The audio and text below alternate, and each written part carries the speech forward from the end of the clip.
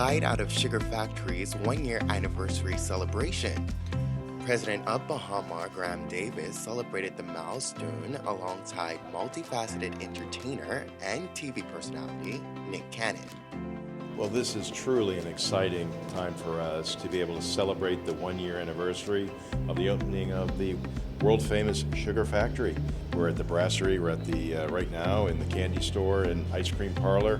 It's a beautiful addition to the experiences here at Baha Mar, and we're so thrilled to be having the world-famous Sugar Factory here, first in the Caribbean.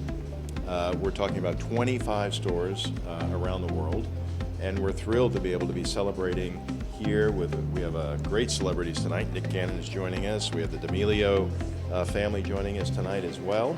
On top of that, we're ready to celebrate with all of our local neighbors and community to come over and celebrate themselves, which is a perfect place to come for celebrations, birthday parties here at Baha Mar, and certainly here at the Sugar Factory.